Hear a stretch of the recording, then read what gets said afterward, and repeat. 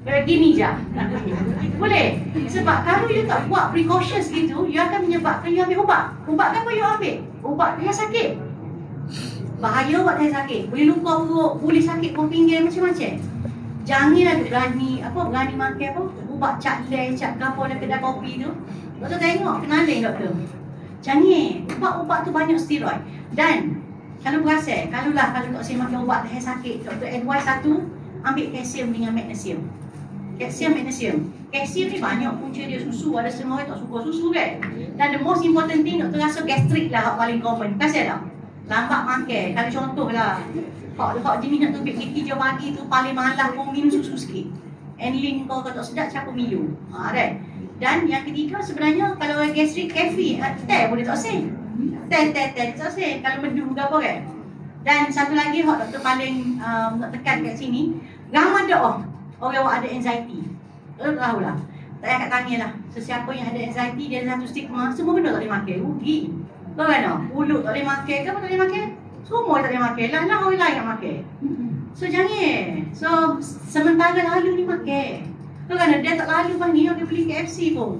Tak say dah nak marah pun ada. Alright. Okay, next. Okay, masa sakit ni baru nak beli KFC. Next. Okay, lagi next. Okay, next. Ni contoh lah. Saja doktor nak share. Sebenarnya USM, doktor sendiri pun dah ada 29 produk. Bukan apa pun. Produk ni adalah inovasi.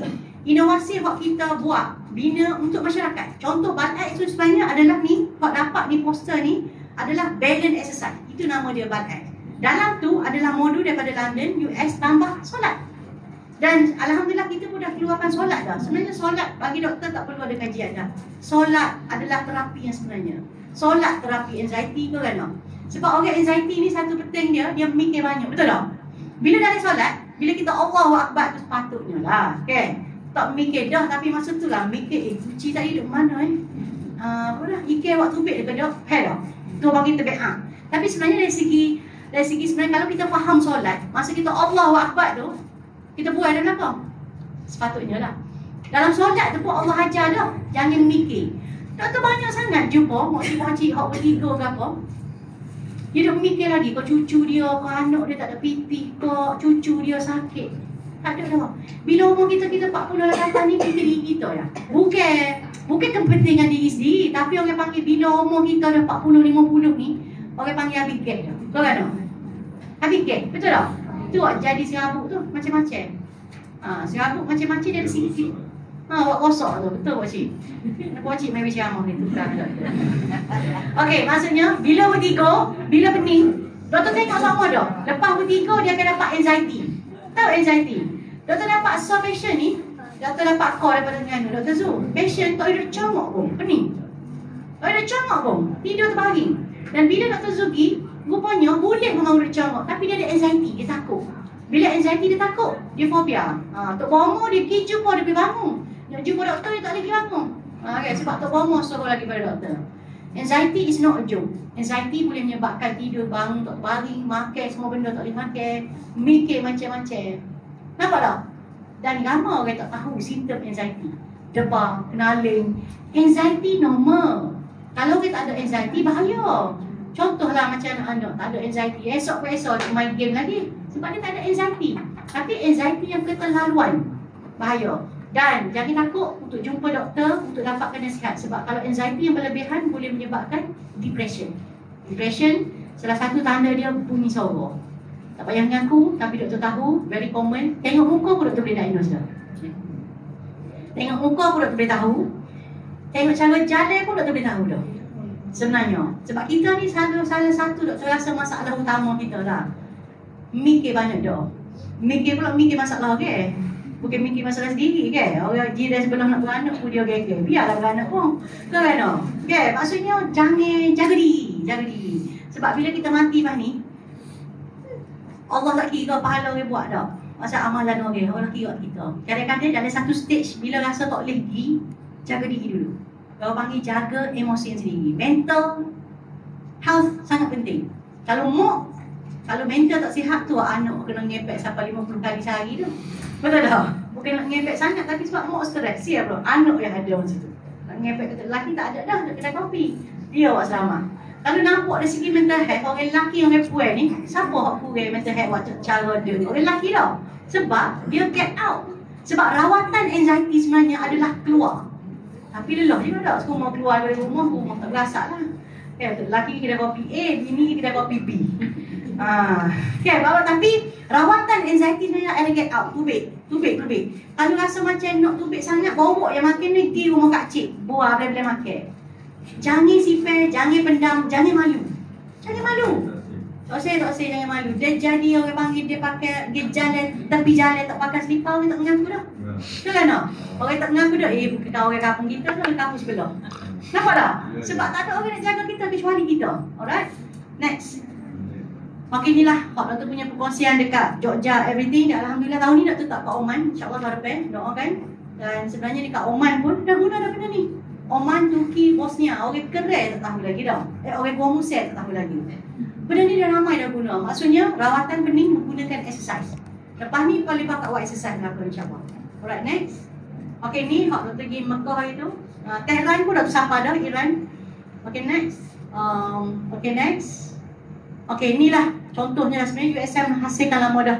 Penyelidik USM cipta modul latihan atasi keseimbangan badan. Dan rupanya tahun ni KJL kita banyak memperkuatkan berkenaan dengan exercise untuk warga emas. Sama ada orang jatuh.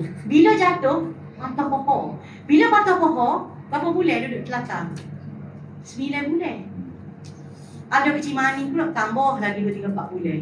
Hari nak siap. Nampak tak? Elakkan jatuh. Kalau rasa nak jatuh tu jalan kaki je dah mari buat tukar. Jangan naik motor.